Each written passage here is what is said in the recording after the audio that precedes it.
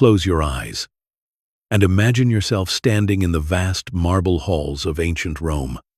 Outside, the empire stretches from the deserts of Africa to the frozen forests of the north.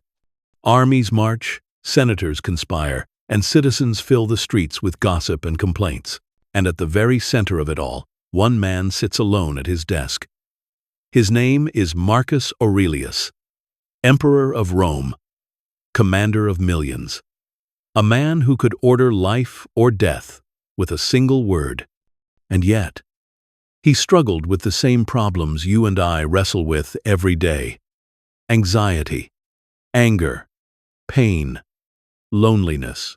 He wrote not to impress others, not to leave behind a grand masterpiece, but to whisper truths to himself. Truths he needed in order to endure. His private notes, what we now call meditations, were reminders that life is short, suffering is inevitable, and no one really cares about your pain the way you do. But also, that this is precisely what makes life meaningful. Tonight, as you drift off to sleep, I'll take you through his world. You'll walk with Marcus through the candlelit corridors of his palace. You'll hear his thoughts as he battles fear, temptation, and despair. And you'll learn how he trained himself, night after night, to find peace inside the storm. This isn't just philosophy. It's survival. It's wisdom, meant to calm the restless mind, yours and mine alike.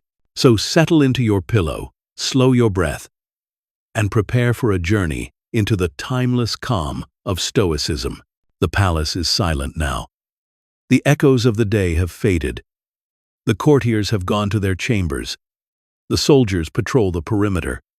The lamps in the marble corridors are dimmed to their final flicker.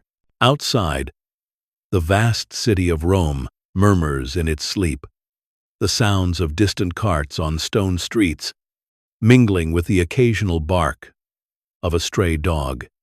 The empire does not sleep. Not entirely. It never can.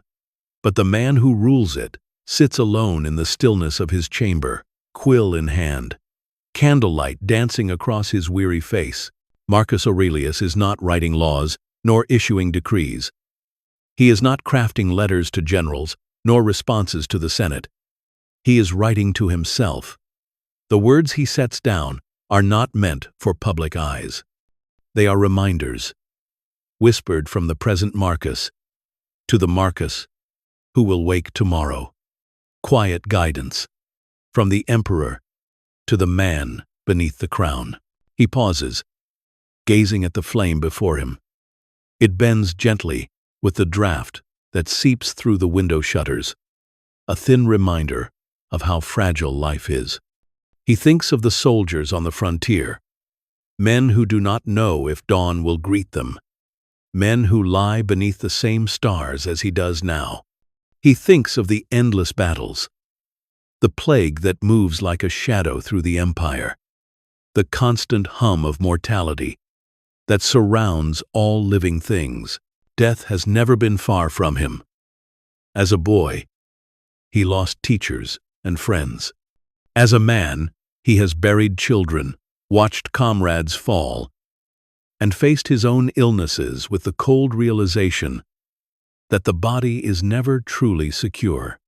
Each night, when silence finally wraps around him, he turns toward this truth, refusing to hide from it. Others might drown their thoughts in wine, in banquets, in the distractions of power, but Marcus insists on looking death in the eye, again and again, until it no longer terrifies but teaches. He dips the quill, scratches onto the parchment. You could leave life right now. Let that determine what you do, say, and think. The words are firm, but the tone is calm, almost tender. He knows he may not live to see the next night. He knows that his empire, his reputation, his possessions, none of them will travel with him past the boundary of breath. And yet, strangely, This thought does not bring despair. Instead, it brings peace. If everything is temporary, then everything is lighter. If tomorrow is uncertain, then tonight is sacred. He lifts his eyes toward the ceiling, where shadows waver against carved beams. He feels the weight of the crown even though it rests on the table beside him. What is an emperor, he wonders, but a fragile body wrapped in symbols? Rome may remember him, or it may not. The world may continue in greatness or collapse into ruin. None of it is under his ultimate command. The universe stretches far beyond the reach of his armies. The stars above the Palatine Hill burn without knowledge of the man who calls himself Caesar, and so he writes to remind himself that death is not an enemy but a guide.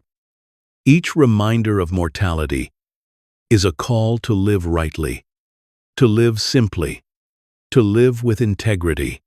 He does not need monuments or triumphal arches. He does not need eternity. He needs only to live each day as though it were his last, measuring his worth not by how long he lasts, but by how truly he acts. The candle sputters, shrinking lower.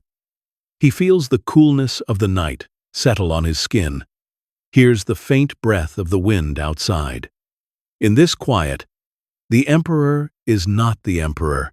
He is simply a man, fragile and fleeting, staring into the mystery that embraces us all. The thought does not weigh him down. It softens him, lulls him. For in the end, he knows, life is nothing more than borrowed time. And to borrow time is to treasure it. He dips the quill one last time. Do not act as if you will live 10,000 years. Death hangs over you.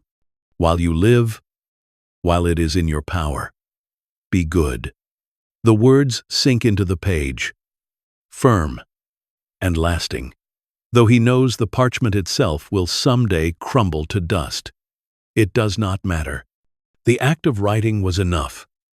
The reminder is sealed in his mind. He sets the quill down, breathes deeply, and lets the silence cradle him once more. The empire will roar again at dawn. But for now, Marcus Aurelius, emperor and philosopher, sits alone in the gentle company of mortality and finds peace. There is a kind of hush that falls over the body when pain arrives. It might come suddenly, like a knife cutting through the moment, or it might creep in slowly, a dull ache that grows heavier with time. For most people, pain is a tyrant. It demands attention, twists the mind into knots of fear, magnifies itself through our imagination. Yet Marcus Aurelius, in his quiet reflections, insisted that pain is not nearly as powerful as we make it.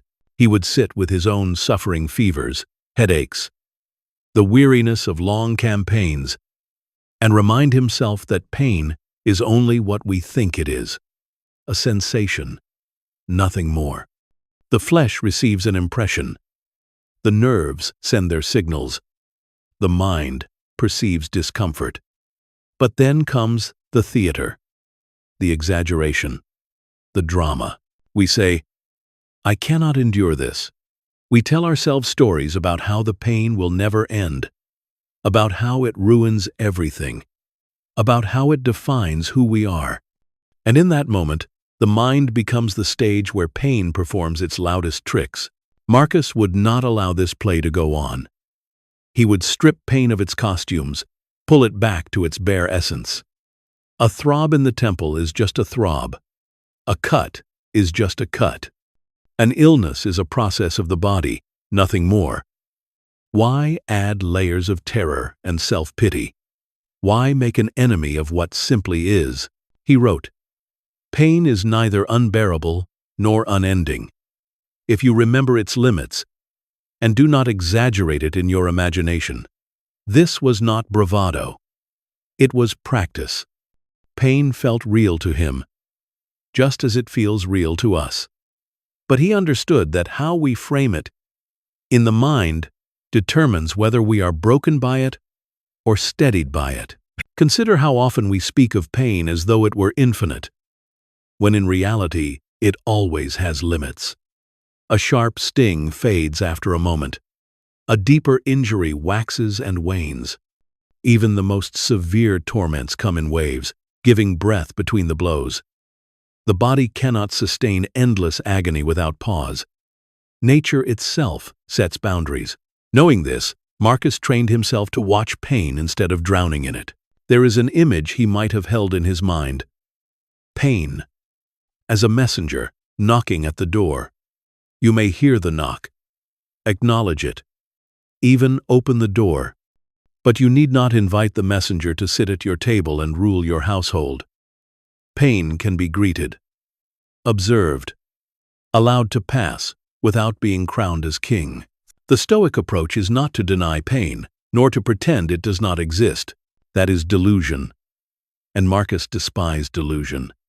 The Stoic way is to see pain as part of the natural order, no different from hunger, cold, or the passage of time. To resist it with horror is to resist nature itself. To observe it calmly is to align with nature. Imagine Marcus lying awake with fever, sweat gathering on his brow, his body trembling. Instead of cursing the gods or lamenting his fate, he whispers inwardly, "This is a sensation. It has boundaries. It cannot touch my mind unless I grant it permission." The fever does not cease, but it loses its power to terrify. He remains free in spirit, even when the flesh falters. We can do the same. The next time a headache arrives, watch it as Marcus would. Notice its rhythm, its character. It is not infinite. It is not permanent. It is only an impression upon the nerves. Or when the heart is broken by loss, when grief becomes a shadow on the chest, do not say, "This is unbearable." Instead, observe, "This is heavy, but heaviness is natural. Others have carried it, and I will carry it too." By naming pain honestly, but refusing to add the theater of despair, we become stronger than the pain itself. Marcus often reminded himself that suffering is part of the common human condition. No emperor, no slave, no philosopher has ever been exempt. To expect a life without pain is to expect the impossible. And so he prepared himself daily, rehearsing in his mind that pain would come, and that when it did, he would meet it with calm observation rather than frantic resistance. This is why he could write, even in times of plague and war, "If it is endurable, then endure it. If it is unendurable, then it will end." A simple sentence, but within it lies freedom. Pain cannot last forever. Either we outlast it, or it outlasts us. And in either case, the story is finite. The night grows quiet. As we imagine him thinking these thoughts, his body aching, his pen scratching across the page, pain was his companion, just as it is ours. But he refused to let it rule his mind.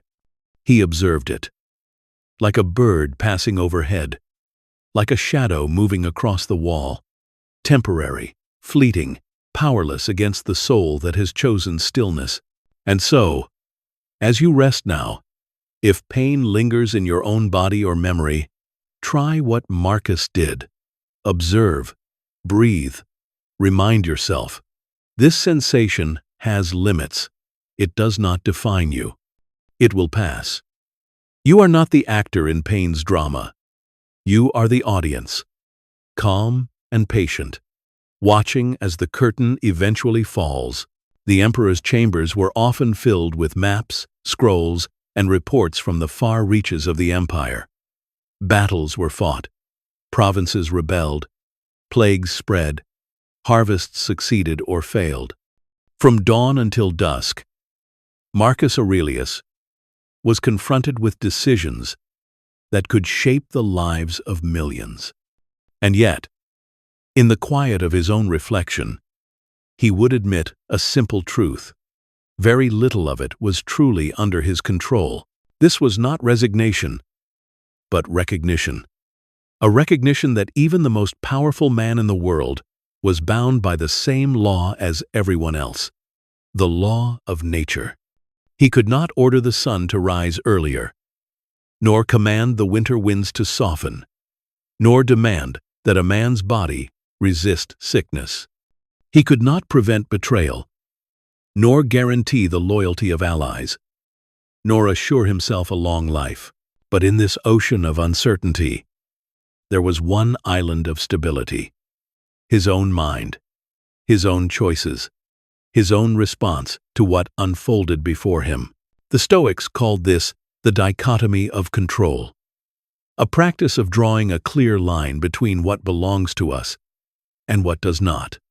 What belongs to us is our judgment, our desires, our actions. What does not belong to us are the outcomes, the opinions of others, the accidents of fortune. To confuse the two is to live in turmoil. To distinguish them is to live in peace. Marcus would remind himself, "You have power over your mind, not outside events. Realize this, and you will find strength." These words were not written lightly. He had lived them through campaigns where soldiers died by the thousands, through pestilence that swept the empire, through betrayals in the Senate and unrest in the streets. Each time, he would steady himself by asking, "What is mine to command, and what is not?" The discipline of control is like tending a garden. Within your own fence, you may plant seeds, water them, protect them from weeds. But you cannot order the rain to fall, nor the sun to shine, nor the earth to yield. If you confuse yourself into thinking you control the sky, you will suffer disappointment after disappointment. But if you turn your energy toward your own soil, you will find peace in doing what is yours to do, and serenity in leaving the rest to nature. The mind, too, is a garden. When insult comes, do you water the seed of anger, or let it wither unspoken?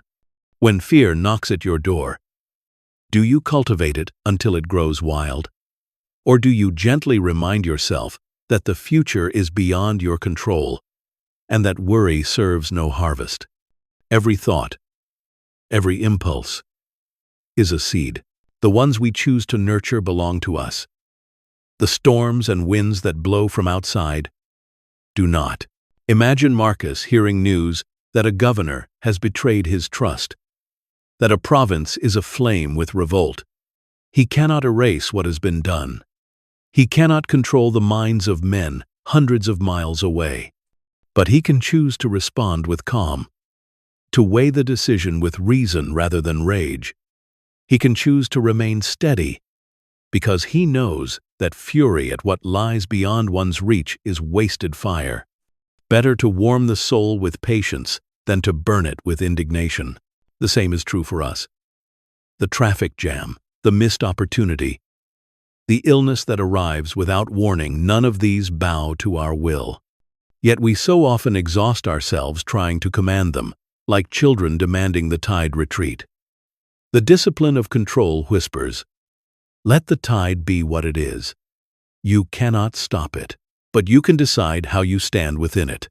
This discipline is not cold detachment, but a path toward gentleness.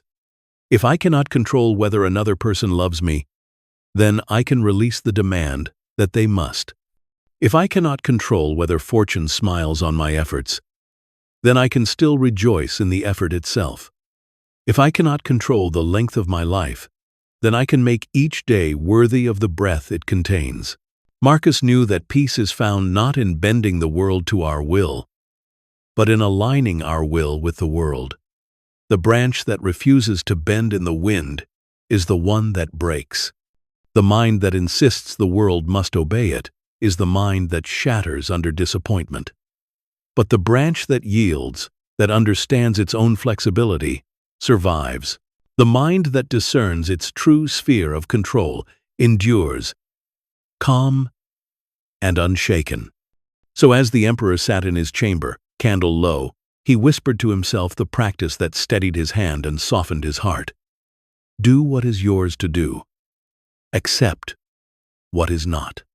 Plant your seeds, tend your soil, and let the rain and sun fall where they may. For serenity belongs not to those who master the world, but to those who master themselves. In the quiet of his meditations, Marcus often reminded himself that life is a theater of opposites. Heat and cold, light and shadow, joy and grief, pleasure and pain. They arrive without asking our permission, and they depart without our command. Most people chase one and flee the other, forever running in circles, never at rest. But Marcus sought another path, the path of indifference. Indifference did not mean apathy. It meant freedom. To be indifferent, in the Stoic sense, was to treat pleasure and pain as visitors who may knock at your door, but who never earn the right to command your house. They may arrive, but they need not disturb your peace. Pleasure, he observed, is no more reliable than pain. To depend upon it is to depend upon something fragile, fleeting, beyond your grasp. A banquet may delight today, but leave you sick tomorrow. Praise may warm the ego now, but vanish with the next rumor. Wealth may glimmer in the sun, but slip away in the next storm of fortune. If you build your happiness upon pleasure, you build on shifting sand. And pain, yes, pain. It feels sharp, heavy, unavoidable. But pain too is transient. A wound heals, grief softens, fatigue lifts. Even the deepest sorrow eventually changes form. To run from pain is to run from half of life itself. And yet to cling to pleasure is to clutch at smoke. Both are beyond our command, both are temporary, and both are dangerous when we give them too much power.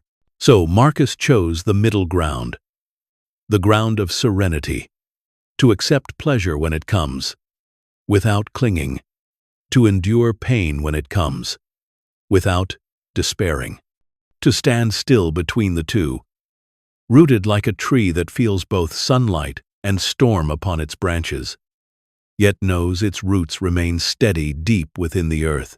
Imagine him, after a long day of hearings, stepping out into the cool evening air. The scent of the gardens drifts across the palace. There is pleasure in the fragrance, pleasure in the soft air against his skin. He does not deny it. He breathes it in, gently, with gratitude. But he does not chase it, does not demand that it remain forever. He knows the next breath may carry the stench of the city, and he is prepared to accept that as well. Or picture him at the bedside of his ailing son, sorrow heavy in his chest, pain gnawing at his heart. He does not deny the ache. He does not pretend to be stone. He feels the grief fully, but he does not let it break him. He whispers to himself that life and death are bound together, that pain is no betrayal, but part of the bargain of existence. He accepts the pain, as he accepts the joy, as another passage through the endless stream of nature. The serenity of indifference is like a deep river, calm beneath the surface, unshaken by the ripples above. Pleasure dances on the top. Pain stirs the current. But below, the river moves steadily, silently, toward the sea. Marcus sought to live at that depth, where neither delight nor suffering could unseat the soul's composure. For most of us, this balance feels impossible. We crave joy, we fear sorrow, we cling to what pleases and curse what pains. But this clinging is the source of suffering itself. The Stoic reminds us, you cannot control the waves of fortune. You cannot choose which winds blow, but you can choose to sail calmly, neither intoxicated by fair weather nor destroyed by storms. Marcus's writings return again and again to this truth, that the mind can learn to treat both pleasure and pain with equal indifference, not by numbing itself, but by seeing both for what they are: temporary visitors. To bow to them is to live as a slave. To watch them pass is to live free.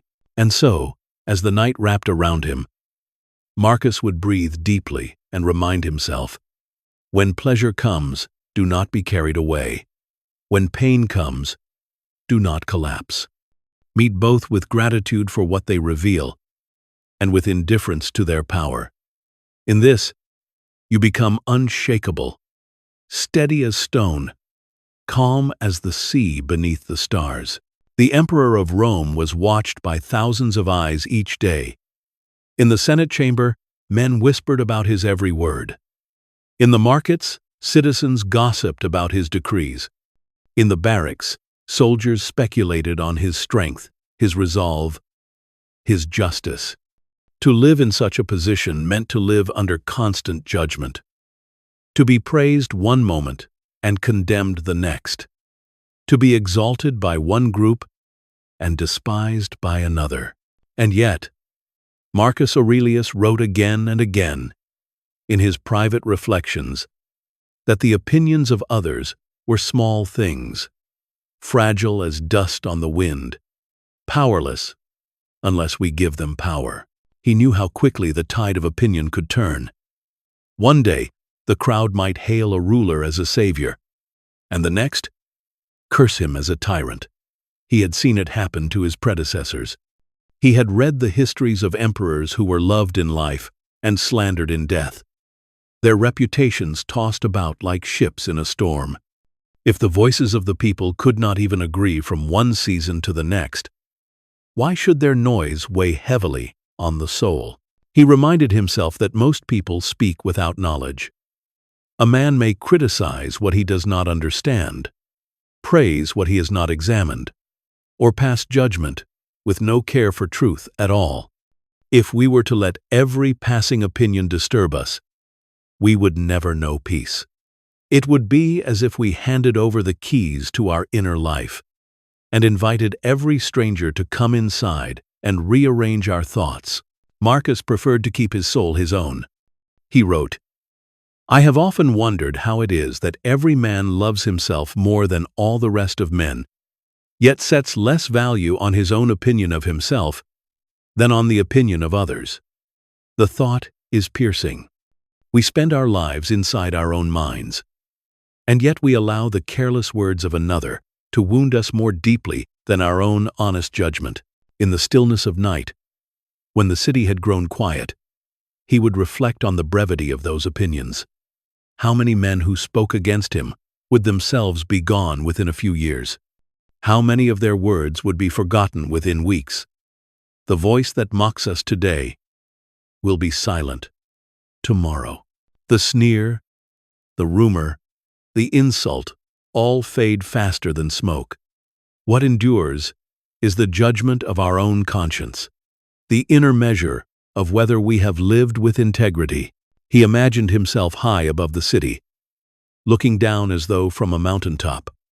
From that height, the cries of the crowd seemed faint, their faces indistinguishable, their concerns fleeting. Seen from above, the judgments of others became what they truly are: small sounds from small creatures, no more threatening than the rustle of leaves in the wind. And yet, Marcus was not arrogant. He did not dismiss people entirely. He listened where wisdom was offered, accepted correction when it was just, but he refused to grant idle opinion the power to disturb his calm. For what sense does it make, he asked himself, to demand that every person think well of you, when they do not even think well of themselves? To crave universal approval is to crave what has never existed in human history. Instead, he chose to anchor himself in reason. If his actions were just, then no criticism could make them unjust. If his motives were pure, then no slander could stain them. If his conscience was at peace, then the clamor of voices could not reach him. The truth does not cease to be true because someone fails to see it. Even in your own life, you may recognize this same truth. Think of the judgments that once wounded you, deeply words spoken years ago by friends, colleagues, or strangers. How many of them do you even remember clearly now? How many still hold the power to stir your heart? Most have faded, their sharpness dulled by time, their importance revealed as illusory. What seemed unbearable in the moment now appears trivial. And yet, in the moment, we let those small opinions trouble us, as though they were mountains. Marcus teaches us to see them as they are. Small, smaller than we imagine, small enough to let them drift past like clouds, acknowledged but not feared. To be disturbed by them is to hand over your peace. To remain steady is to prove that your peace was never theirs to take. As he set down his pen and prepared for sleep, Marcus would remind himself, "Do not waste your breath chasing approval, and do not waste your tears fearing disapproval. The judgments of others are like shadows on the wall, changing with the angle of the light. They are not real. What is real is the voice of your own reason, the conscience that speaks when all others are silent. Trust that voice, and the world's noise will no longer disturb your rest." The morning was always the hardest moment. The bed was warm, the air outside cold, and the emperor's body, weary from long nights of writing and endless days of labor, begged for a few more moments of rest. But Marcus Aurelius would not indulge himself for long. He would whisper to himself words of command, a quiet summons to rise. You were not born to lie under blankets, but to rise and do the work of a human being. For Marcus, duty was the anchor of life. He did not live for comfort, nor for pleasure, nor even for praise. He lived for service to the empire, to his fellow men, and to the higher order of reason and nature. Each morning, as the first light crept into his chamber, he reminded himself that he was part of something greater, and that his role was to serve that whole. He compared himself to a bee in the hive. The bee does not ask whether its work will be rewarded, nor whether the hive praises it for its labor. It simply does what it is made to do, and in doing so, it finds harmony. Likewise, Marcus believed that a human being is born for action, for cooperation, for service. To shirk duty is to resist nature itself, and to resist nature is to resist reality. And yet, he admitted, the temptation to delay was strong.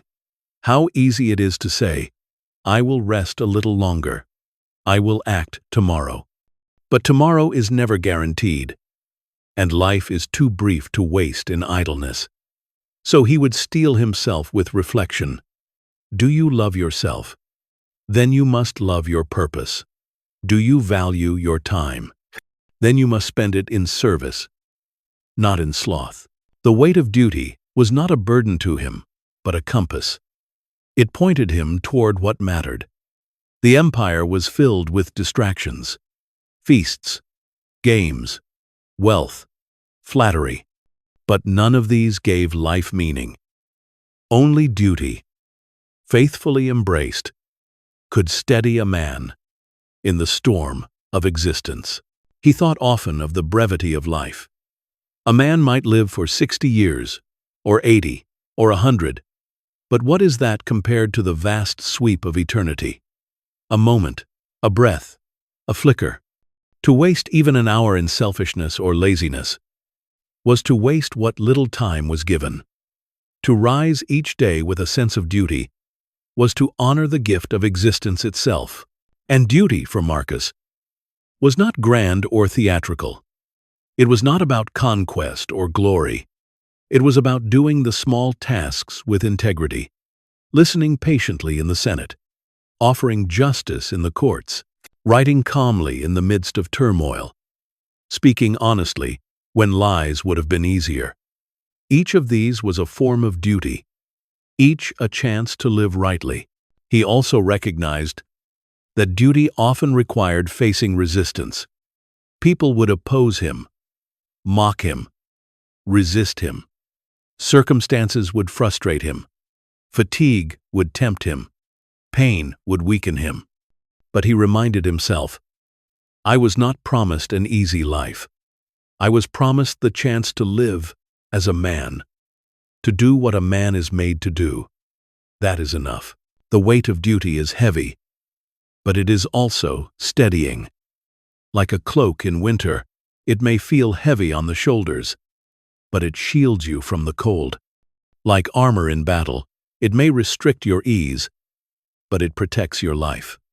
Marcus carried duty not with resentment, but with gratitude, for duty gave him purpose, and purpose gave him peace.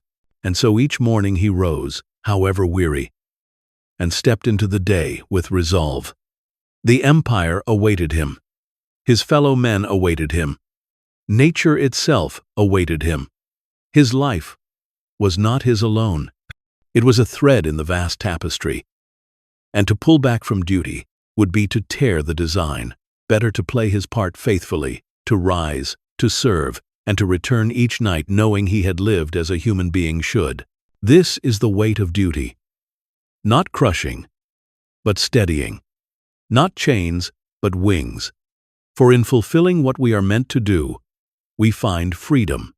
And Marcus Aurelius, emperor and philosopher, found in his daily rising the simple truth that to serve is to live, and that to live rightly is to serve well. The night stretched long over the palace, and Marcus sat quietly, listening to the rhythm of his own breathing. The candle at his side burned lower, each drop of wax sliding slowly down its length. Watching it, he was reminded of life itself, how it is consumed moment by moment. Each breath, a flame that shortens. Each heartbeat, a drop of wax falling into the silence. The candle does not argue with time. It does not cling to its light. It simply burns until its work is finished. And so, too, Marcus reminded himself, must a human life be? He thought of the generations before him, the emperors who once commanded legions, whose names shook the world, now reduced to dust, their bones resting in forgotten tombs, their glory nothing more than faded letters in old histories. He thought of the countless men and women who had walked the streets of Rome before him, laughed, argued, loved, despaired, all of them, now gone, their voices no longer echoing. The city lived on, but those who had filled it with noise and color had disappeared into the quiet. If their lives, once so urgent, could vanish so swiftly, what was his own span of years but a passing shadow? The brevity of life, he understood, was not a cause for grief but for clarity. If time is short, then we must not waste it in trivialities. If each day is uncertain, then we must live it as though it were a precious gift. He whispered to himself words he had written before. You will soon be ashes or bones. Only your name may remain, and that too is just a sound, an echo. Why not then? Use this time to become good. There was comfort in this thought. To know that life is fleeting is to be freed from the weight of ambition, from the endless hunger for recognition. What use is fame if even the greatest names fade? What use is wealth if even the richest man cannot purchase more years? What use is anger or bitterness if soon enough both the offender and the offended will lie side by side in silence? When seen through the lens of brevity, many of life's concerns dissolve like mist in the morning sunday. He often reflected on how strange it is that people guard their possessions so carefully, locking away their gold, defending their estates, but squander their time with careless ease as though they had an endless store of it. Time is the one thing we can never reclaim, the one treasure that diminishes with every breath, and yet we treat it as though it were cheap, Marcus resolved to do differently, to guard his hours as one guards jewels, to spend them only on what matters: justice, kindness, truth, reflection. And so he looked at the flickering flame and let it remind him: tomorrow is not promised. Tonight may be the last time his pen touches parchment, the last time his thoughts find shape in words. But instead of dread, this reminder filled him with peace. For if tonight is his last, then let tonight be lived fully, with clarity, with gratitude. If tomorrow comes, let it be met with the same resolve. Life is brief, but within that brevity lies its beauty. Just as the flower is precious because it fades, just as the dawn is moving because it passes, so too is our time meaningful because it will not last forever. Were it eternal, we would take it for granted. Because it is short, we learn to treasure it. Marcus let this truth settle deep into his bones. The brevity of life was not a curse, but the very thing that gave life its brilliance. As his candle burned lower, he closed his eyes and breathed. The silence of the palace stretched around him, and he felt calm, reminded that life, like the flame, is fleeting, and that this fleetingness is what makes it sacred. When Marcus looked upon the world, he did not see it as a fixed stage where men could dictate the script. He saw it as a river broad, ceaseless, flowing from ancient springs to an unknown sea. The river carries everything in its current: birth and death, joy and grief, fortune and misfortune. Some parts are calm, others swift, some shallow, some deep, but all are bound by the same flow, all moving forward, never backward. He often reminded himself that to resist this river was folly. The man who thrashes against the current exhausts himself and gains nothing but bitterness. The man who curses the water for being cold or swift does not change the water. He only adds to his own suffering. But the man who accepts the river as it is, who learns to float with it, who adapts his movements to its course, finds peace. For the river does not bend to us. We must bend to the river. As emperor, Marcus was confronted daily with events beyond his control. Wars erupted, famines struck, friends betrayed, loved ones died. He could not command these things to cease, no more than he could command the Tiber to stop flowing. He could only choose how to respond. And so he would whisper to himself, "The universe is change. Our life is what our thoughts make of it. The events may be heavy, but the weight we feel is given by our own minds." He imagined life's happenings as logs and branches carried by the current.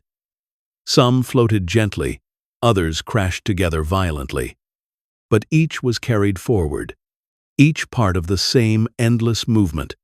To wish it otherwise was to wish for what could not be. Better to accept the flow, to find serenity in saying, "This too is part of nature." In his writings, Marcus reminded himself that the river does not care for our preferences. It does not slow because we desire rest, nor hasten because we crave change. It carries us, regardless. Our choice is only this: to fight it in misery or to move with it in calm. He chose calm.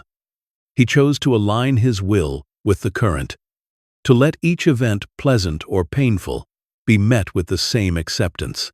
There is deep rest in this way of thinking. How much of our suffering comes not from events themselves, but from our resistance to them? The rain falls, but we curse it. The winter comes, but we resent it. A friend leaves, but we cling to their shadow. Each time, the event itself is neutral. Our refusal to accept it is what creates turmoil. Marcus saw this clearly. To accept the river is to free oneself from unnecessary anguish. He did not mean that we must be passive, A sailor may still steer his boat, adjust his sails, avoid rocks, but he does not imagine he can command the river itself. So too with life. We may act, strive, choose, but we do so within the flow of events, not above it. Our task is not to master the river, but to master ourselves within it. And when he faced death, he found comfort in this image. Death, too, is simply part of the river, the inevitable merging into the sea. To fear it is to fear nature itself. Better to see it as the continuation of the same flow that carried him into birth, into childhood, into manhood. If he had trusted the river thus far, why not trust it to the end?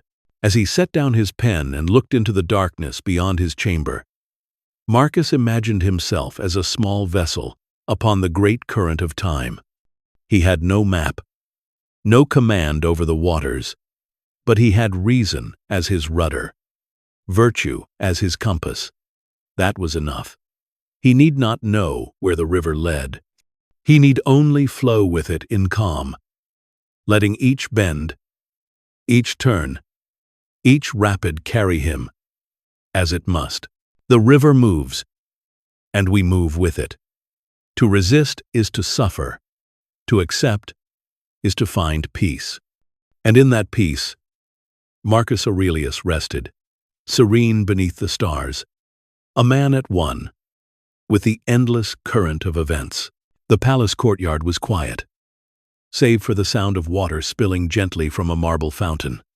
Marcus had seen anger boil in that very place, before soldiers shouting over insult, senators clashing with words sharp enough to wound, servants trembling under the lash of an overseer's rage. He had seen men's faces flush red, their voices rise, their bodies tremble as though seized by fever. And each time, he thought the same thought. Here is weakness masquerading as power. For anger shouts as though it were mighty, but in truth it is a confession of loss. Loss of control, loss of reason, loss of mastery over the self. To the Stoic mind, strength lies not in loud displays but in calm endurance. Anger is like a fire that begins with a spark and soon consumes the one who kindled it. A single word, a glance, a rumor, and suddenly the mind is seized, its clarity smothered by smoke. The man who believes himself strong in his rage is like one who sets his own house ablaze and calls the flames his triumph.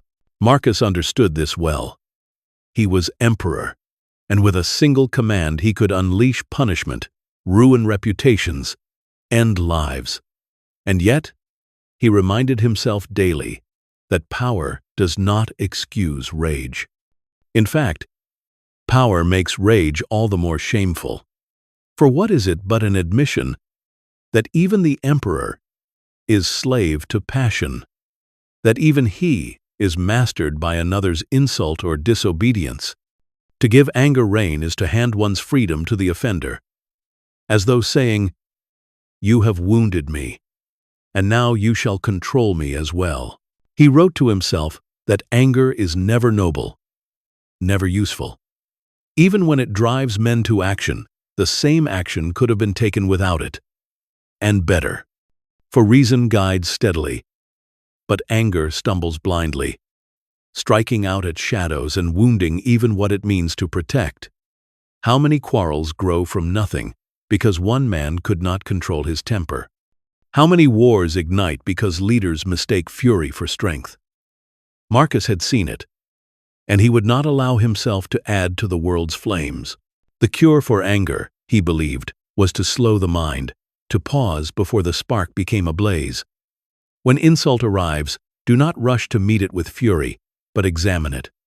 What harm has truly been done? A word cannot strike the body. An opinion does not alter truth. If a man wrongs you, the wrong lies with him, not with you. If he acts unjustly, it is his character that suffers. Why then should you harm yourself by responding with rage? He would remind himself that every angry man believes his cause just. The thief rages at being caught, the liar at being unmasked, the cruel at being opposed. If justice is to be measured by anger, then even the wicked appear righteous. Therefore, anger cannot be the measure of right.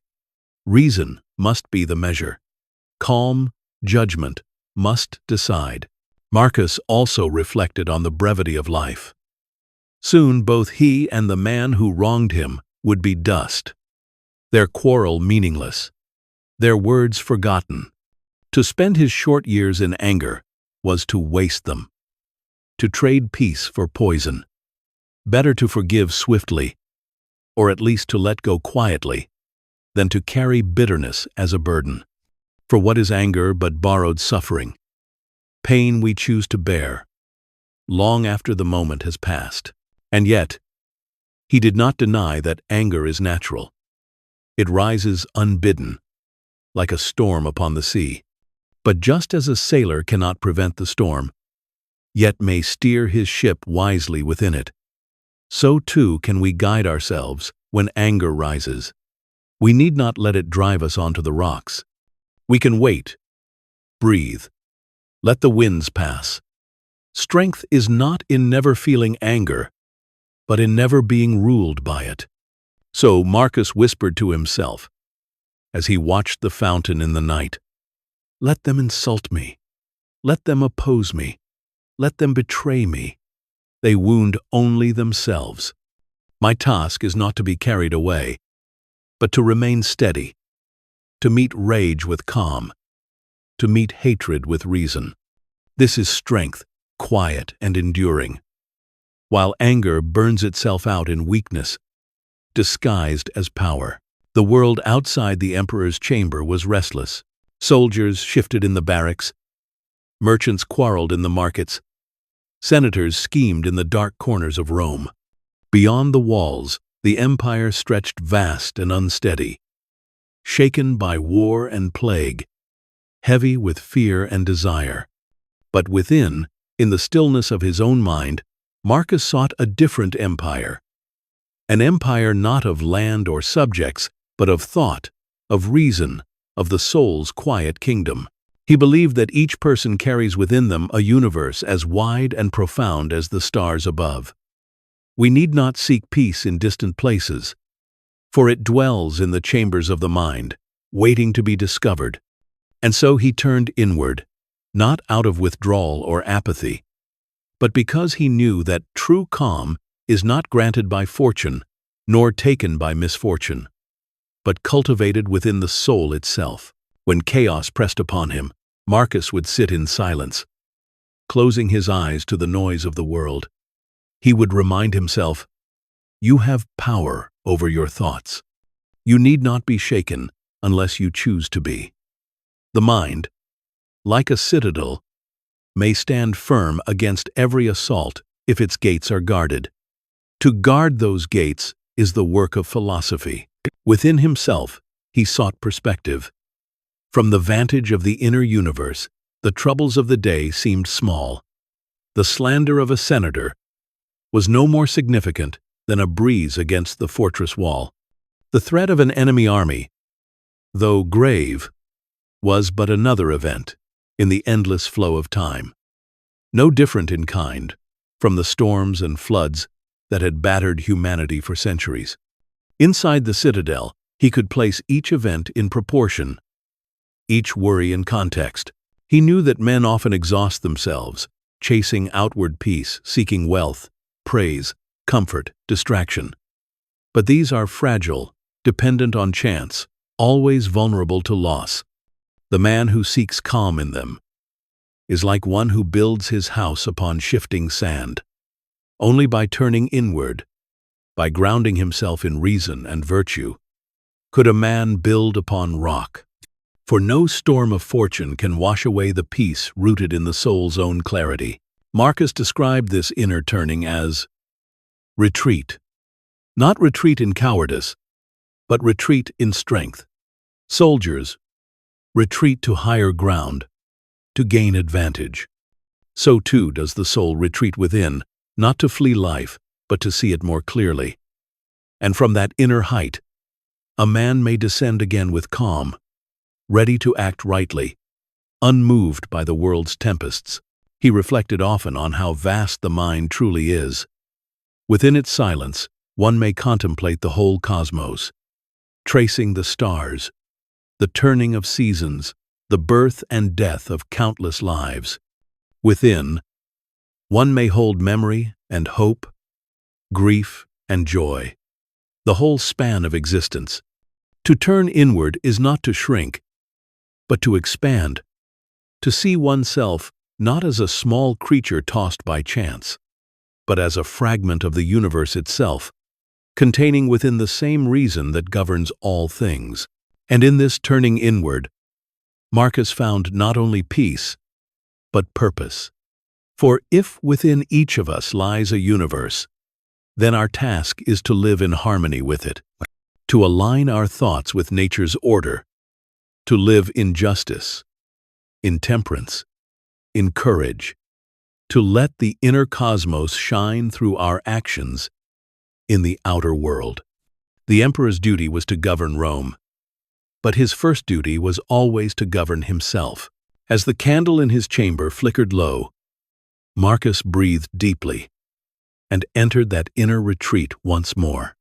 Outside, the city may quarrel, the empire may tremble, but inside, there was calm, a universe steady and eternal, where peace is always waiting for the one who seeks it. And so he turned inward, again and again, finding in the silence of his own soul the truest empire, the empire of reason, where no enemy could enter, and where serenity flowed as endlessly as the stars in the night sky. The chambers were hushed, and Marcus Aurelius sat in the glow of a single flame, the wax running low. Around him, Rome slept, but his thoughts wandered toward the one truth, that no emperor, no soldier, no child, no elder could escape: death. The word itself carried shadows for many, but Marcus worked to strip it of its dread, to reveal it not as a monster lurking in the dark, but as a simple and natural act, woven into the fabric of existence. He had seen death everywhere. On battlefields where young men fell before their prime, their armor stained with dust. In his own household, where children had been lost to illness, their laughter gone too soon. Among senators, courtiers, slaves, strangers in the street, death spared no one. And yet, in each case, he observed a common thread. Life ended as life must, quietly returning to the earth, the body dissolving into the elements from which it came. What was unnatural about this? Nothing. If birth is welcomed as a beginning, why should death not be accepted as a completion? He reminded himself that death is not an interruption, but a continuation of the same cycle that governs all things. The seed breaks so the tree may grow. The tree falls so the soil may be nourished. The soil feeds the next seed. This pattern is endless, a rhythm older than memory. Man is no exception. He rises from the dust, breathes for a time, and then returns, his body offered back to the whole. To fear death, then, is to fear the very order that sustains the world. Marcus often wrote that death is not to be seen as evil, for if it were evil, it would not be universal. Nature does not craft horrors as its common law. Death must be as natural as birth, as inevitable as dawn. It comes not to punish, but to fulfill. And if it is natural, it cannot be feared. To fear death is to fear breathing, or growing, or the falling of the rain. All are of the same order, all woven into the same tapestry. What troubles men, Marcus observed, is not death itself, but the imagination of death. We conjure darkness, silence, oblivion, and we shudder. Yet he asked himself, where is the harm in ceasing to feel? If life is sensation, and sensation often brings pain, then is death not simply the release from it? If life is burden, is death not rest? He compared it to sleep, that gentle surrender of consciousness, where the mind drifts into nothingness without complaint. If sleep can be peaceful, why should death be dreadful? Still, he acknowledged, the mind resists. It clings to its days, its memories, its familiar loves. But Marcus reminded himself that all he loves is also subject to death. The people he treasures will pass. The cities he governs will crumble. The very earth beneath him will change. To demand permanence is to demand what the universe has never granted. Better then, to embrace impermanence, to let love be deeper, because it is fleeting, to let gratitude swell, because each moment is borrowed. He wrote to himself, do not act as if you will live 10,000 years. Death hangs over you. While you live, while it is in your power, be good. This was his way of dissolving fear, not by ignoring death, but by keeping it close, as a counselor, as a reminder. Knowing that death might come today, he was freed to live without delay, without wasting hours on anger or greed. The fear of death shrinks when we use it as a guide to live rightly. And when the thought of death still pressed upon him, Marcus turned to reason. What is the self but breath and body? The body dissolves into earth.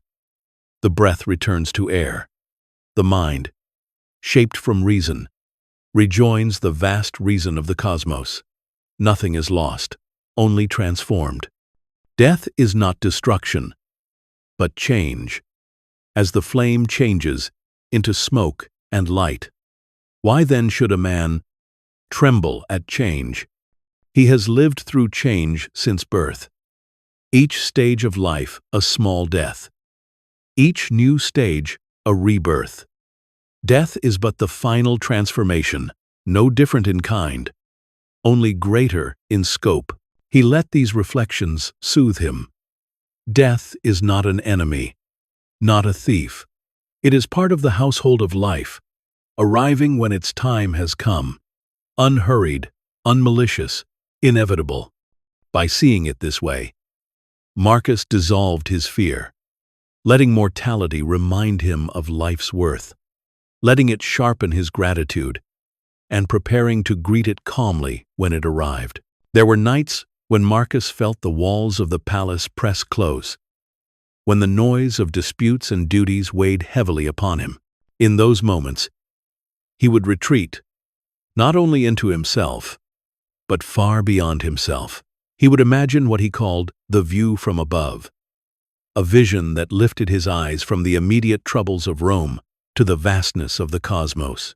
Closing his eyes, he pictured himself rising above the city, higher and higher, until the tiled roofs of the houses became specks, the people like ants moving through narrow streets. From that height, the insults, the arguments, the jealousies that consumed men seemed absurdly small. The senator's scheme, the soldier's complaint, the merchant's quarrel, all of them shrank into nothing when seen from above. Higher still, and Rome itself became a dot on the curve of the earth. The sprawling empire, once so immense in his mind, revealed itself as only a sliver of land on a vast planet, surrounded by seas and mountains. The wars that troubled him, the laws that demanded his attention, were but ripples in a moment of time, and then higher still, until the earth itself was but a blue sphere, suspended in endless darkness, turning slowly, silently, surrounded by stars. From that vantage, what was the life of one man? A breath. What was the reign of an emperor? A blink. What was the quarrel of a day? or even the struggle of an entire generation. Less than a whisper in eternity. Yet Marcus did not use this vision to despair, but to find perspective. If life is so small in the vast order of things, then why should he be weighed down by petty troubles? If the universe is so grand, then his role is not to conquer it, but to live in harmony with it. He saw himself not as the center, but as a part, a tiny fragment of an immense whole, connected to the stars, the seasons, the flow of nature itself. From this cosmic height, he found serenity. The criticisms of others no longer pierced him. For what are the voices of a few men in the immensity of the cosmos? The fear of death no longer burdened him. For in the span of eternity, all creatures come and go, and he was no exception. Even his own desires seemed lighter. For what sense was there in grasping at wealth or fame when the very earth that held them would one day vanish into silence? But this view from above did not lead him to detach from life. On the contrary, it deepened his care for it. Just as a traveler, looking down on a valley, sees the beauty of every river, every tree, every path, so too did Marcus, in his cosmic vision, see the beauty of the human struggle. Small though it was still part of the whole, still sacred in its place. The lives of men, brief and fragile, were threads in the vast tapestry of existence. Each thread mattered, not because it endured forever, but because it played its role in the pattern. So when he returned from his mental ascent, Marcus looked upon his duties with gentler eyes. The quarrels of the Senate, the burdens of command, the struggles of daily life, they were not mountains, only grains of sand in a vast desert. He could endure them with patience, knowing their smallness, and he could engage them with compassion, knowing their shared place in the cosmic order. As he opened his eyes and saw again the flame on his desk, he let the vision linger. The universe above, immense and unshakable, and within it, himself, a single flicker of light. No more, but no less. In seeing the whole, he had found peace. In seeing his smallness, he had found freedom. And in that freedom, he could return to his life. Steady and serene, a man who understood that to be part of the cosmos is enough. The world, Marcus often reflected, is like a great theater. A vast stage has been set, complete with its backdrop of stars, its painted scenery of mountains, rivers, and seas. Upon this stage, each of us is summoned to play a part. Some are given the roles of kings or emperors, others of farmers, soldiers, craftsmen, or beggars. Some are assigned short scenes, leaving the stage almost as soon as they arrive, while others linger long, speaking many lines before the curtain falls. But whatever the role, the stage belongs not to us. We did not write the play. We did not design the scenery. We did not choose the script. We were cast. And because we were cast, our only task is to perform faithfully, to play our part with dignity, and when the time comes, to exit without protest. Marcus knew this better than most. He had not chosen to be emperor.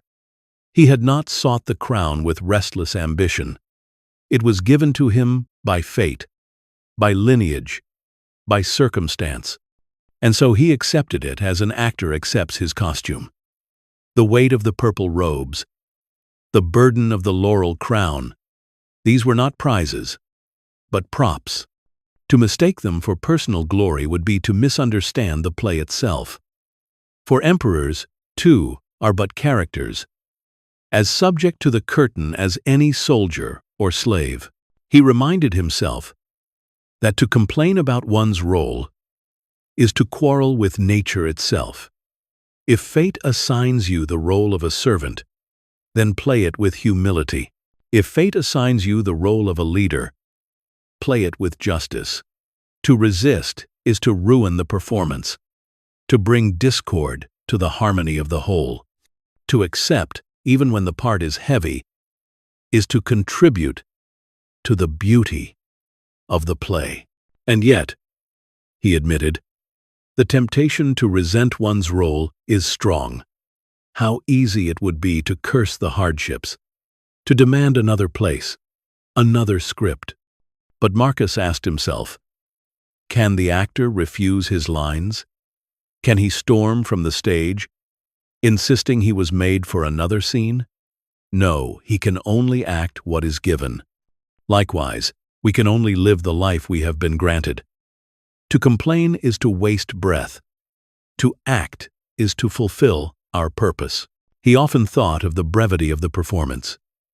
Even the longest roles end swiftly, and the audience forgets soon after. What sense is there, then, in clinging too tightly to one's part? The wise actor knows the play is not about him alone.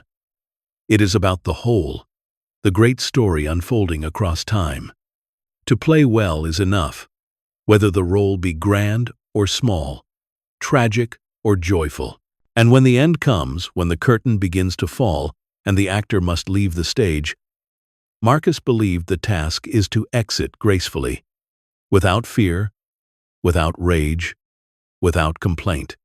Just as he entered the play without his consent, so too must he leave when summoned, and the leaving is no disgrace, for it is part of the same performance, as natural as the entrance, as necessary as the middle. To see life this way brought him calm. He did not need to compare his role to another's, nor to envy the applause another received. Each actor has his place, each role its own weight. Better to play his own well than to covet another's. Better to focus on his lines, his actions, his duty, than to waste time judging the script. And so Marcus resolved each morning, I am on the stage again today. Let me play my role rightly, with courage, with justice, with temperance, with reason.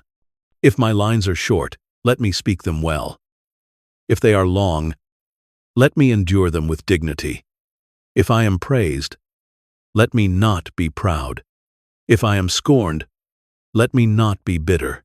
For the play is not mine, but ours, and my part is but a thread in the tapestry of the whole.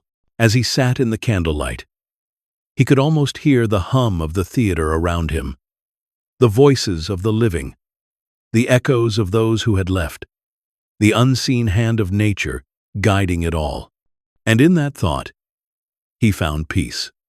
For the stage was vast, the play eternal, and his role, however heavy, was simply to be performed without complaint. Marcus Aurelius bore the weight of ruling millions, and yet he knew he could not carry their lives as his own.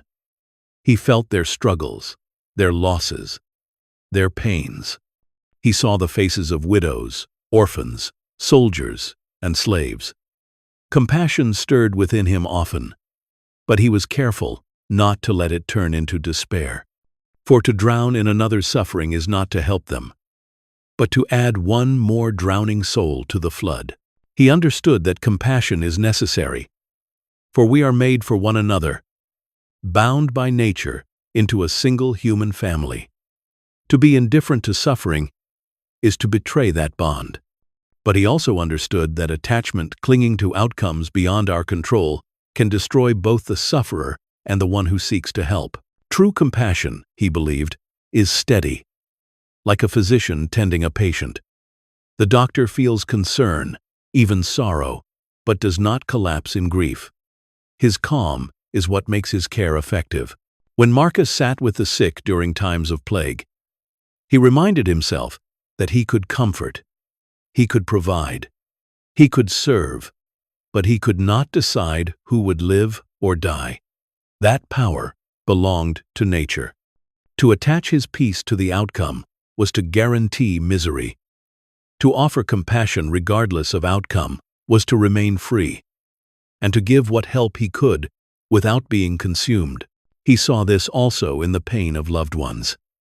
To love is to risk grief, for every bond will one day be broken by death. Many, in fearing that grief, close their hearts, refusing love in order to avoid pain. Others cling so tightly that when loss comes, they are shattered beyond repair. Marcus chose another way: to love fully, but without the illusion of permanence. To hold his loved ones tenderly, knowing they could be gone tomorrow, and to let that knowledge deepen, not diminish, his love. In this way, compassion was sharpened, but attachment dissolved. He compared life to a banquet. Guests come, they share food and laughter, and eventually they depart. To weep bitterly because a guest has left is to misunderstand the nature of the gathering. The joy was in the sharing, not in the illusion that it would last forever. In the same way, our time with others is a feast of moments. To cherish it while it lasts is wisdom. To demand that it last forever is folly. Compassion without attachment does not mean coldness. It means loving more purely, because the love is not tangled with the demand that life obey our wishes. It means caring deeply, but with a mind steady enough to accept whatever comes. To sit by a friend's bed in illness, to hold their hand, to speak comfort. This is compassion. To despair when fate takes them, to curse the gods, to crumble under grief. This is attachment. The first honors love. The second dishonors it, by turning it into suffering of our own making. And so Marcus practiced this balance. He cared for his people. He loved his family. He served his soldiers. But he anchored his heart in reason, in acceptance, in the calm understanding that all are mortal, all are transient, all are passing through. By doing so, he could give his love freely, not hoarded with fear, not bound by desperation. This way of living offers peace, for when we detach love from control, when we give compassion without trying to possess, we discover a freedom that makes love even more radiant. The heart can remain open, generous, and kind, without being consumed by grief when life takes its natural course.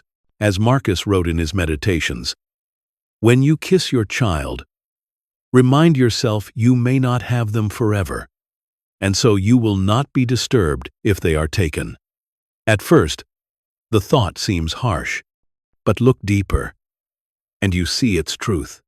To remember that all is fleeting is not to love less, but more. It is to love so deeply, so fully, that you do not waste a moment in illusion. And in the quiet of night, Marcus let this truth comfort him. He could care without clinging, love without despair, serve without collapse. Compassion flowed from him like water from a spring, pure, steady, refreshing, but it did not drown him. In this, he found both peace and strength, and those around him found a love that was not consuming, but liberating. The marble halls of the imperial palace gleamed by lamplight. Golden cups rested on polished tables. Statues of ivory and silver lined the corridors, and silken curtains whispered when the night winds entered through the arches. Marcus Aurelius walked among these treasures daily, but he was never deceived by them. To most men, such splendor would be dazzling, the fulfillment of every earthly desire. To Marcus, it was a veil that could cloud the soul if one stared too long. Wealth had been poured upon him by virtue of birth and station. He had not asked for it, but it followed him like a shadow. Servants rushed to prepare banquets. Sculptors carved likenesses in marble. Generals brought home spoils from foreign lands. And yet, even in the midst of this excess, Marcus returned in thought to the cottages of the poor, to the huts of soldiers, to the simple bread baked by peasants. For he knew that the soul thrives in simplicity, and that luxury, though glittering, is more often a burden than a blessing. He often wrote that silk is no different from coarse cloth, save in texture, that purple dye is no different from plain wool, save in color, that gold is no different from iron, save in the mind of those who assign it false value. To confuse adornment for substance is to lose sight of truth. A body clothed in purple is still a body that will one day decay. A man reclining on ivory still breathes the same air, eats the same food, and meets the same death as the poorest beggar. Luxury, Marcus reflected, does not soothe the soul. Instead, it sharpens its cravings. The man who delights in golden cups will soon want emeralds upon the rim. The one who rests in marble halls will soon dream of palaces larger still. Desire grows with feeding, not with fulfillment. To live among such treasures and yet remain uncorrupted required constant vigilance, a reminder that serenity is never bought, only cultivated. And so Marcus practiced simplicity even in the palace. He ate plain bread when he could, drank water more often than wine, and reminded himself daily that the body requires little to be satisfied. Hunger is not healed by feasts, but by a crust of bread. Thirst is not eased by jeweled goblets, but by a sip of clear water. Shelter is not truly found in marble walls, but in any roof that keeps the rain away. To demand more is to demand chains, for the more one needs, the less free one becomes. He often thought of the peasants who worked the fields. Their meals were coarse, their beds humble, their days filled with toil, and yet many of them laughed freely, sang songs while working, embraced their children with joy. What emperor, drowning in luxury, could claim a greater peace than that? The lesson was clear.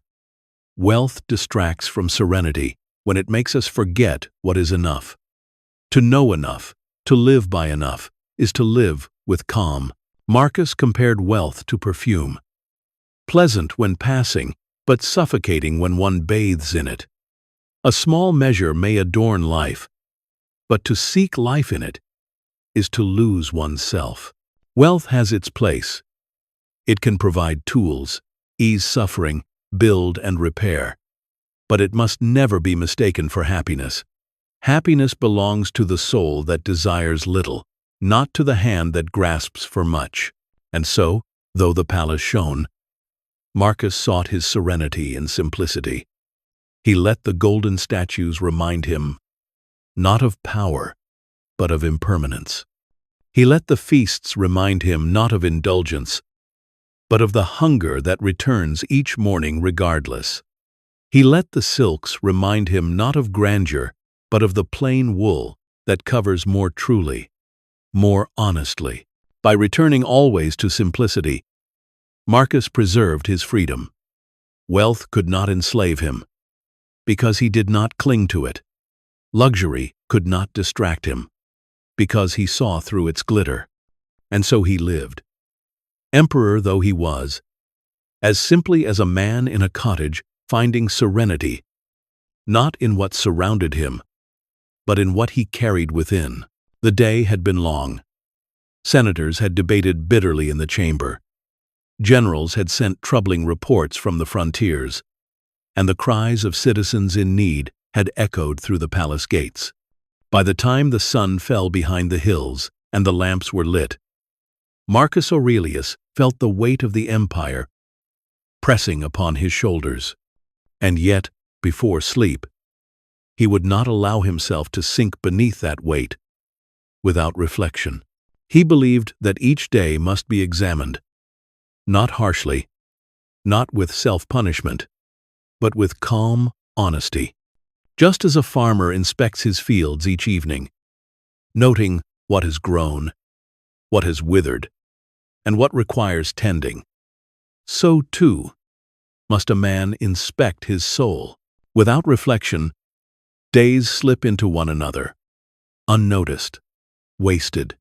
With reflection, each day becomes a lesson, a chance for growth, a step toward wisdom. Marcus would sit with his wax tablets or parchment, sometimes writing, sometimes merely thinking. He would ask himself, "What did I do today that was worthy of reason? Did I act with justice, with courage, with temperance? Where did I allow anger to rise, or fear to sway me, or desire to distract me? Did I waste words in gossip? Did I waste time in idleness? Did I neglect compassion where it was needed?" These were not accusations, but inquiries. He did not scold himself like a harsh master, but guided himself like a patient teacher. If he erred, he noted it with calm and resolved to do better tomorrow. If he succeeded, he gave thanks not with pride, but with gratitude that he had lived as a man should. In this way, the day was never lost. Even mistakes were transformed into material for learning. Even failures became steps toward improvement. And each night, as he set down his reflections, Marcus felt lighter, as though he had laid aside burdens that might otherwise disturb his sleep. He believed that without evening reflection, the soul becomes restless. Unexamined errors grow into habits. Unacknowledged virtues are forgotten. But with reflection, the soul becomes orderly, like a room tidied before rest. Nothing is left festering in corners, nothing ignored. All is placed in its proper place, and the mind may sleep with peace. Sometimes he would remind himself of death before sleep. Not morbidly, but gently. He would say, "If I do not wake tomorrow, let this day have been lived rightly. Let me part from life as one who has completed his duty, not as one clinging to unfinished tasks." This thought, rather than frightening him, calmed him. For if each day ends with reflection, with correction, with gratitude, then each day is complete in itself, sufficient, whole. To die after such a day is no loss. He also reflected on others, asking himself if he had treated them fairly, if he had forgiven where forgiveness was due, if he had been patient with those who erred. He knew that resentment poisons sleep, and that forgiveness clears the mind. To carry grudges into the night is to chain oneself to the failures of others. To let them go is to be free, to rest easily. And so Marcus cultivated this ritual. Each evening, as Rome quieted and the stars appeared, he examined his soul with honesty, corrected what needed correction, gave thanks for what deserved thanks, and then surrendered to sleep with a clear conscience. In this practice, he found serenity. For the day, however turbulent, ended always in order. The mind, however burdened, ended always in clarity. And the soul, however tested, ended always with the peace of knowing it had faced itself and made its account. This is the wisdom of evening reflection. Not to scorn the day, but to complete it. Not to fear errors, but to learn from them. Not to cling to triumphs, but to be grateful for them.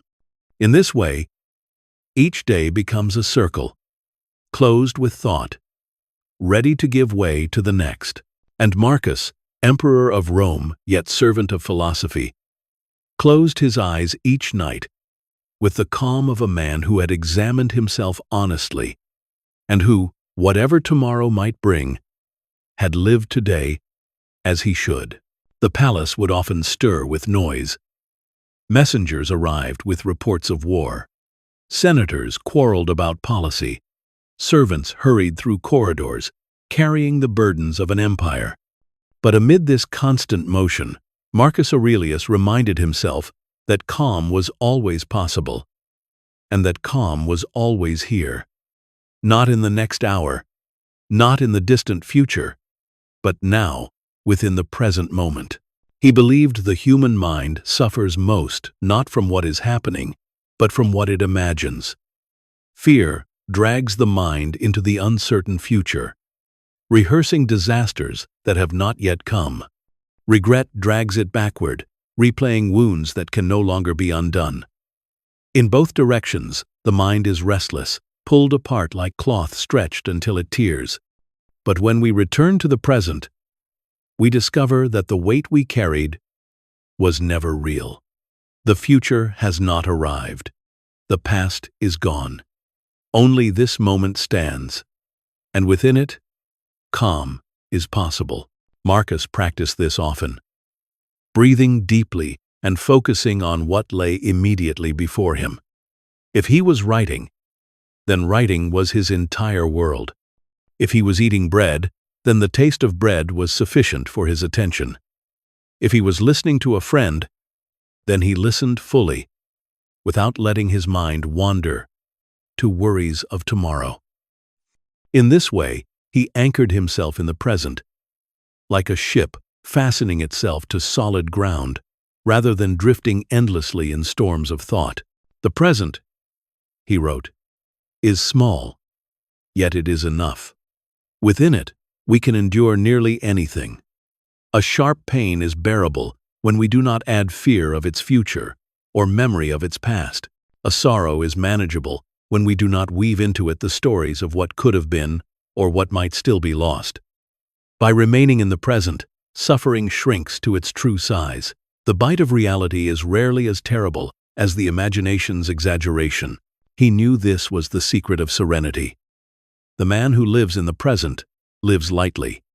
He does not carry the weight of decades on his shoulders, nor the burden of endless tomorrows. He carries only what is here, what is now, and that is always endurable. Consider the moments of peace you yourself have known, sitting quietly at dusk, hearing the wind in the trees, or watching the flame of a candle flicker. In those moments, the mind releases its grasp on past and future, and only the present remains. That is why they feel so calming, because calm belongs to the present alone. The past is beyond reach, the future beyond control. To dwell in them is to abandon peace. To return to now is to rediscover it. Marcus Aurelius often reminded himself that time is like a flowing river, and each moment is a drop within it. You cannot seize all the drops at once. You can only touch the one in your hand. The future is not yours, nor the past. What is yours is this breath, this thought, this choice. And in choosing calm now, you anchor yourself in the only place serenity can ever exist. As emperor, surrounded by turmoil, he could not afford to be consumed by distant fears. He reminded himself, "This man before me requires my judgment. This food before me requires my gratitude. This breath before me requires my attention." In the present, life becomes manageable, even beautiful. The weight of the world shrinks when broken into moments, each of which can be borne with dignity. And so he returned, again and again, to the practice of anchoring himself in present calm. He let go of what he could not change, let go of what had not yet come, and rested in the clarity of what is. In this, he found peace not in imagining a perfect future, but in living rightly within this very moment. Marcus often sat alone, gazing at his own hands. They bore the lines of labor, the marks of age. He would turn them in the candlelight, watching the way flesh stretched over bone, and he would remind himself, "This body is matter.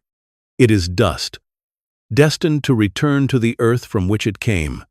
To confuse the body with the self is to mistake clothing for the man who wears it. He knew the body was fragile. A fever could lay even the strongest man low. A single wound could undo years of health. Muscles weaken, hair grays, skin loosens. No emperor, no soldier, no child could escape the slow unraveling of flesh. And yet, beneath that unraveling lies something different, something he called the ruling principle, the soul, the spark of reason that breathes within us. This, he believed, was the true self. The body is dust. The soul is breath. And by remembering this distinction, Marcus found freedom. For if the self is identified with the body, then every pain, every illness, every sign of age becomes a personal defeat. But if the self is understood as the soul, then the body's decline is no more troubling than the wearing of old garments. The body changes, but the soul remains the guide, the source of reason, the seat of virtue.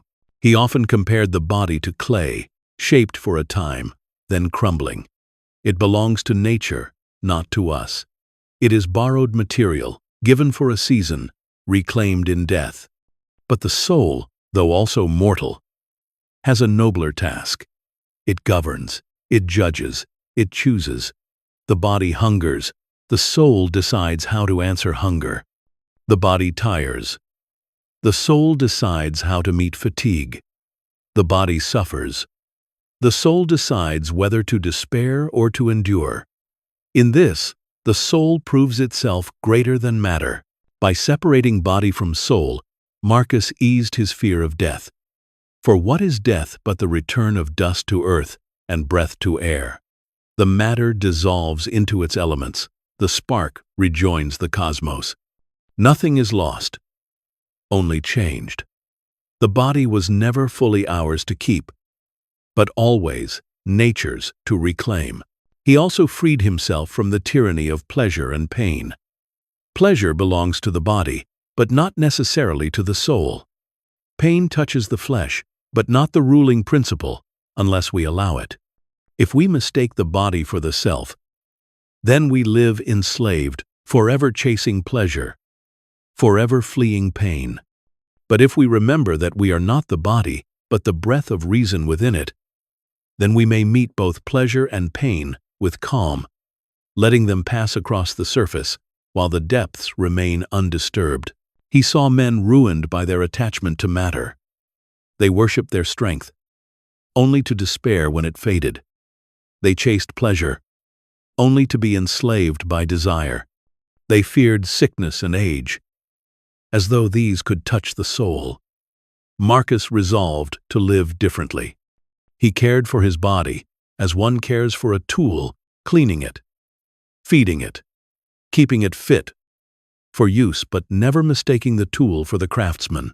At night, when the palace grew still, he would rest his hand on his chest and feel the rise and fall of breath. Dust and breath, he thought. The body is dust. The soul is breath. Both are temporary, both borrowed from nature, both destined to return. To cling to them is to grasp at smoke. To use them well while they are ours is wisdom. And so Marcus lived anchored not in the fragile clay of the body, but in the strength of the soul's reason. This gave him calm when illness struck, calm when aging came, calm when death approached. For he knew that matter may decay, but the dignity of the soul's choices endures as long as breath remains. In the stillness of night, Marcus Aurelius often thought about the vast wheel of time. He imagined it turning endlessly, centuries upon centuries, each generation rising and falling like waves upon a shore. To most people, the events of their lives seem unique, extraordinary, even overwhelming. A betrayal feels like the first betrayal that ever was. A war feels like the first war the earth has ever seen. A victory feels singular, dazzling, beyond measure. But Marcus, with the clarity of philosophy, saw them all as part of a circle. Whatever happens now has happened before, and will happen again. He would recall the histories he had studied, the rise of empires, the fall of kings, the loves and rivalries of men long dead. What is Rome now? He thought. was once Athens, was once Babylon, was once Egypt, great cities, once filled with laughter and ambition, now reduced to ruins or buried beneath sand. The same passions that drove those people, greed, fear, desire, hope, drive us now. And one day, our empire too will fade. Our names will be forgotten, and another people will walk where we once stood. This vision of recurrence did not sadden him. It calmed him. For if all things return in endless cycles, then nothing is truly new. Nothing is shocking. The man who insults you today is no different from countless men who insulted countless others before. The battle fought now is no different from those fought in ages past. The grief you feel, the joy you celebrate, the fear you endure, all of it has been lived before and will be lived again. What sense, then, is there in being disturbed by what is universal? Marcus reminded himself. When you wake tomorrow, you will see the same sun that has risen for millions of years. You will eat bread as men have always eaten. You will speak words, argue, love, and suffer as men have always done. Nothing you encounter is alien. Nothing you endure is unprecedented. It is all familiar, part of the eternal return of life. To recognize this is to disarm surprise, to dissolve fear, to meet life with calm acceptance. The circle of eternal return also reminded him of the brevity of his own role. He was emperor, yes, but many emperors had ruled before him, and many would rule after. He was not a miracle, not an exception, but a momentary expression of the same forces that shape all men. Knowing this kept him humble. Why boast when countless others had sat on the same throne? Why despair when countless others had faced the same burdens? He was a link in a chain, and that was enough. At times, he pictured the wheel of time turning, bringing seasons in their order: spring, summer, autumn, winter, again and again, without end. Human events were no different. War, peace, prosperity, famine, joy, sorrow, each followed the other, endlessly repeating. To rebel against this was as foolish as rebelling against the seasons. Better to expect them, to greet them as familiar visitors. This view gave him armor against fortune. When good things came, he accepted them without clinging, for he knew they were not unique, but part of a cycle that would turn again. When hardship came, he bore it without despair, for he knew it was not novel, but one more instance of what countless men had endured before him. By seeing life this way, he could not be shocked, could not be broken, could not be swept away by sudden storms. Everything had been before. Everything would be again. And so he whispered to himself, "Do not marvel at what you face. Do not cry out as though the world had betrayed you. Nothing is new. Nothing is strange. All is part of the eternal return, the circle that turns without end. See it, accept it, and be calm." As the candle burned lower and the silence of the night deepened, Marcus let this thought soothe him.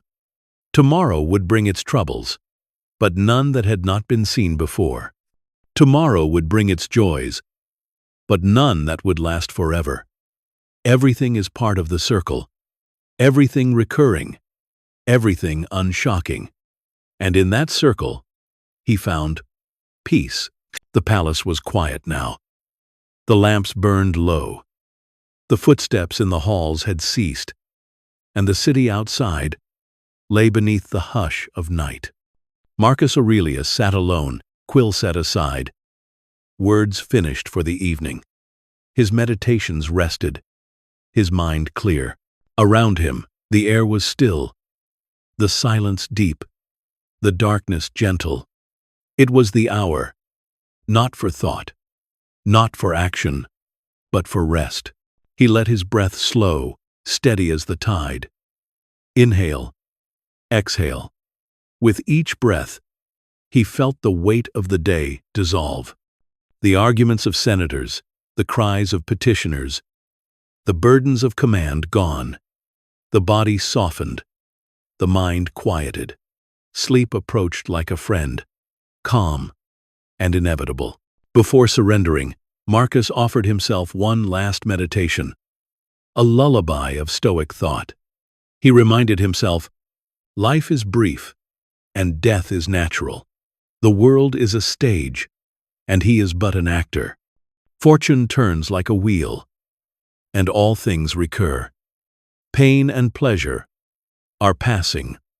Wealth and poverty, illusions, praise and blame, no more than echoes in the wind.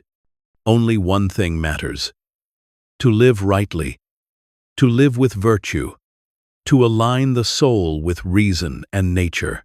With this, he felt peace. He had acted as best he could today. He had tried to be just, to be patient, to be compassionate, without being consumed. He had erred, yes, but he had corrected himself in reflection. He had lived, and for tonight, that was enough. Tomorrow would bring its own labors, its own lessons. Tonight was for rest. He pictured himself as a wave returning to the sea.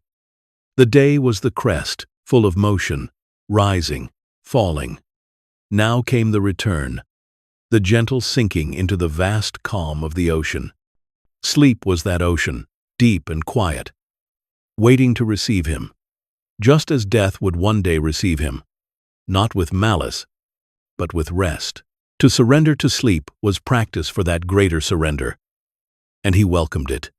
In the distance, he imagined the stars, silent and eternal, wheeling above Rome. They had watched countless men sleep, countless lives pass, countless empires rise and fall. Their calm was unshaken, their order unbroken. To see them in his mind was to remember the order of the cosmos, vast and serene, beyond the noise of human concerns. To sleep beneath them was to join that serenity. He let go of thought, let go of duty, let go of self. Breath slowed, muscles softened, eyes grew heavy. The soul, like a child, was ready to rest in the arms of nature. And so Marcus Aurelius, emperor of Rome, philosopher of the night, surrendered to sleep with the peace of a man who had practiced wisdom, who had embraced mortality, who had found calm in the present. His lullaby was not music, but reason. His comfort was not illusion, but truth. And in that truth, he drifted into silence. May you too, as you listen, find the same calm. May you let go of tomorrow, let go of yesterday, and rest in the serenity of now. The day is done. The soul is safe. The universe is vast, and you are part of it. Breathe, soften, and sleep. As you drift into sleep, let the wisdom of Marcus Aurelius guard your rest and steady your dreams. May your mind be calm, your breath easy, and your heart at peace. If you are still awake, let your journey continue. Click on one of the 2 videos now on your screen to explore more timeless philosophy. And if you found comfort here tonight, make sure to subscribe so you'll never miss another chance to unwind with these soothing reflections. Sleep well, and remember, you already carry within you the calm you seek. Good night.